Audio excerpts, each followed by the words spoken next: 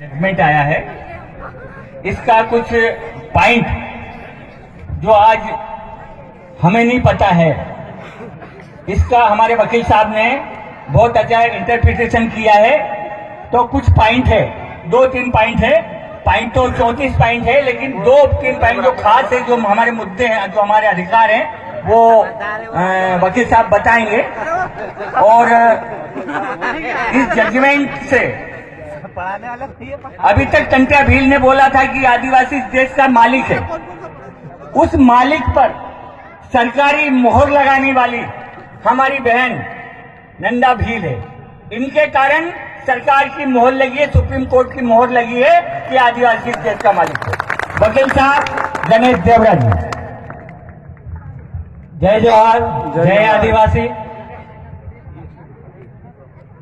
ठीक है, सबसे पहले तो मैं यहाँ के जो आयोजक करता है उनको धन्यवाद देना चाहूंगा कि जिनका सम्मान हमको जीते जी करना चाहिए था, वो आज हम काम कर रहे हैं।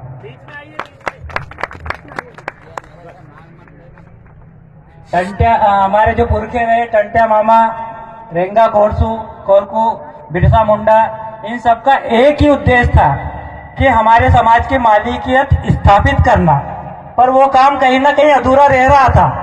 पर वो काम इस आधुनिक युग में पूरा हुआ, जो हमारी इस माता के कारण पूरा हुआ है। और लिखित में हमारे पास ये दस्तावेज है, सुप्रीम कोर्ट से बड़ी कोई कोर्ट नहीं होती है, और उन्होंने लिख के दिया है कि देश का आदिवासी इस देश का मालिक है। और आज हमारे साथ इतना अच्छा सहयोग है कि वो माता भी हमारे साथ में और पूरा का पूरा समाज भी बैठा है। तो क्यों ना इस सुप्रीम कोर्ट के जजमेंट को ही पढ़ लिया जाए और समझ लिया जाए। आप लोग तैयार हैं? कोई टाइम लिमिट हो तो मुझे बता दो। नहीं। ठीक है, मैं इसमें वैसे कोशिश ये करूंगा कि जो मुख्य बातें हैं वो आपको बताऊं, और आप कहीं किसी के पास कागज हो, कागज पेन, तो उसको भी नोट कर लीजिएगा। तो मैं स्टार्ट करता हूं। ये जजमेंट, इसकी बेसिक डिटेल में बता देता हूं कि ये एक आपराधिक अपील थी जिसका नंबर था 11/2011 कैलाश विरुद्ध महाराष्ट्र राज्य का मामला था। ये जो हमारी माता के साथ में जो उत्पीड़न हुआ था, अत्याचार हुआ था, उसके विरोध में चला था ये केस। उसको लेकर ये मामला न्यायालय में चला था, और वहां पर न्यायालय ने उसमें निर्णय दिया, सजा को बरकरार रखा, साथ में कुछ ऐसी बातें लिखी है जो आपको जानना बहुत ज्यादा जरूरी है। सबसे पहले मैं बताना चाहूंगा कि सुप्रीम कोर्ट या जो भी न्यायालय का जजमेंट होता है, उसमें आपने श्लोक तो सुने होंगे जो वेदों में लिखे रहते हैं, महाभारत में जो धार्मिक किताबों में लिखे रहते हैं, पर कभी भी आपने इसमें शेरो शायरी का जिक्र नहीं सुना होगा। पर जब आदिवासी का मामला आया तो सुप्रीम कोर्ट भी शायराना अंदाज में इस जजमेंट को लिखा गया है। उसका पॉइंट नंबर 21 लिखा गया है, जिसमें सुप्रीम कोर्ट ने लिखा है, सर जमीन हिंद पर अक़वामे आलम के फिराक काफिले गुजरते गए और हिंदुस्तान बनता गया। सुप्रीम कोर्ट बताते इसका मतलब होता है कि इस हिंद की धरती पर, ये जो आपकी जमीन है, आदिवासी लैंड है, ट्राइबल लैंड है, जिसके आप मालिक हो, इस हिंद की धरती पर लोगों के कारवां आते गए और भारत बनता गया। ये सुप्रीम कोर्ट कह रहा है 2011 के जजमेंट में 21 नंबर पॉइंट में, मतलब कि शेरो शायराना अंदाज में कहा गया है। तो इसको मैं आपको महत्वपूर्ण बात बताता हूँ। इसको लगाने के लिए है क्या कुछ? ले लो। नहीं, फिर पकड़ना ठीक नहीं रहेगा, क्योंकि ये मुझे पढ़ना पड़ेगा, तो एक आदमी लगेगा पकड़ने के लिए, और ज्यादा है बेहतर। हाँ, ये अच्छे है। अरे भाई, अच्छा नहीं हूँ, सहयोग कर रहा हूँ। ज्यादा वरिष्ठ बुजुर्ग है, उनको ज्यादा देर तक खड़ा नहीं रख सकते। ये वाला है? हाँ, ये दे दो।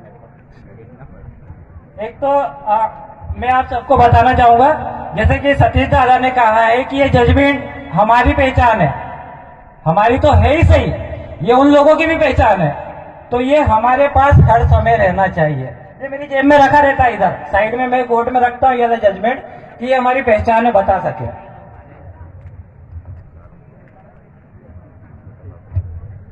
क्योंकि जजमेंट इंग्लिश में है सुप्रीम कोर्ट का, पर हम लोग तो आदिवासी लोग हैं, हमको हिंदी इंग्लिश जो है कि दोनों ही हमारी लैंग्वेज नहीं है, हमारी लैंग्वेज अलग अलग है। कोरको की अलग है, गोडो की अलग है, भीलो की अलग है। तो इसको हमने हिंदी में ट्रांसलेट किया है हमारी सुविधा के अनुसार। इसको मैं पढ़ता हूँ। माइक पकड़ लो ना। हाँ, आप माइक पकड़ो। इसमें 19 नंबर का पॉइंट है जो कि आप सबके लिए सबसे ज्यादा महत्वपूर्ण है। इसमें डिक्लेरेशन हुआ आपकी मालिकियत का, और सुप्रीम कोर्ट ने क्या लिखा मैं आपको पढ़ के बताता हूँ। इस प्रकार भील शायद भारत के कुछ मूल निवासियों के वंशज है, जिन्हें आदिवासी या अनुसूचित जनजाति के रूप में जाना जाता है।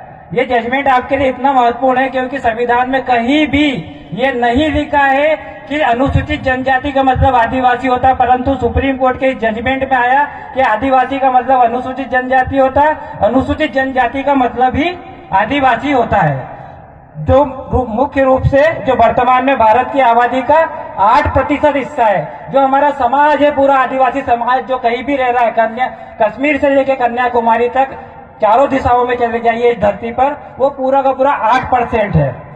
वो इस देश का मालिक है। भारत की बाकी के 92% आबादी अप्रवासियों के वंशज है। अप्रवासियों के वंशज जो कि इस जमीन का नहीं है रहने वाला, वो कहीं बाहर से आया था और यहाँ पर आकर बस गया। तो जो 92% लोग यहाँ रह रहे हैं इस जमीन पर, वो सारे के सारे अप्रवासियों के वंशज है, मतलब कि सबके सब बाहरी लोग है। ये सुप्रीम कोर्ट ने कहा है अपने जजमेंट में। इस प्रकार भारत मोटे तौर पर उत्तरी अमेरिका जैसे अप्रवासियों का देश है। इस पर हमको विस्तार से चर्चा करनी चाहिए, ये सुप्रीम कोर्ट ने कहा। सुप्रीम कोर्ट कह रहे हैं कि इस तरह से अगर देखा जाए तो पूरा का पूरा देश अप्रवासियों का देश है, तो हमको इसमें और विस्तृत में जाना चाहिए और डिटेल में जाना चाहिए। तो सुप्रीम कोर्ट इसमें और डिटेल में गए और उसमें उन्होंने लिखा, जबकि उत्तरी अमेरिका, यूएस और कनाडा, जो उत्तरी अमेरिका और यूएस और कनाडा होता है, वो नए अप्रवासियों का देश है। मतलब वहां पर अभी सिर्फ नए नए तरीके से अभी लोग आके बसे हैं बाहर से। परंतु जो भारत है, वो भारत पुराने अप्रवासियों का देश है, जिसमें पिछले 10,000 सालों से लोग आते रहे। मतलब आपके पास में ये लिखित में एविडेंस है कि आपकी जमीन पर जो बाहरी लोग रह रहे हैं, वो पिछले 10,000 सालों से यहाँ पर रह रहे हैं। ये लिखित में इसमें आया है। आज भारत में रहने वाले 92% लोग जो कि अप्रवासियों के जो वंशज है, जो मुख्य रूप से उत्तर पश्चिम और कुछ हद तक उत्तर पूर्व से आए हैं। सुप्रीम कोर्ट ने आपका एक प्रॉब्लम ये भी सॉल्व कर दी कि ये कौन सी दिशा से आए हैं, तो उन्होंने ये भी